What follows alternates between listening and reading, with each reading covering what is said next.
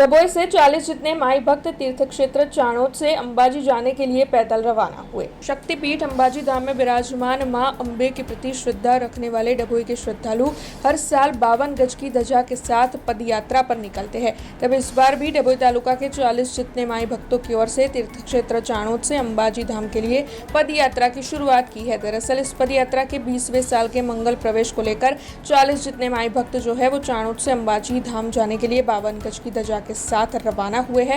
तब वाराही माता के चौक में सामूहिक आरती और मल्हारराव घाट पर नर्मदा मैया का पूजन अर्चन कर डीजे के ताल पर भक्ति संगीत के साथ ध्वजा के साथ शोभा यात्रा निकली, जिसमें बड़ी तादाद में नगरजन शामिल हुए और शोभा यात्रा के दौरान जय जय अंबे का नाद भी सुनाई दिया।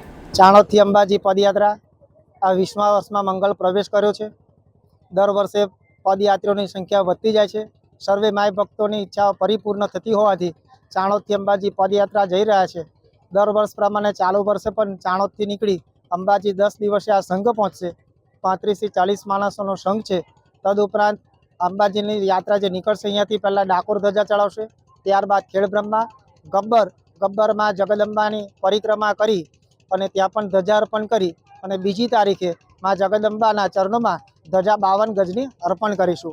આ ધજા ચડાવવાથી સર્વે માય ભક્તોની તમામ મનોકામના પૂર્ણ થતી હોય છે। માં જગદંબા સર્વેનું કલ્યાણ કરે એવી સર્વે પદયાત્રીઓની मनोकामना है। बहुचर अंबे माता की जय।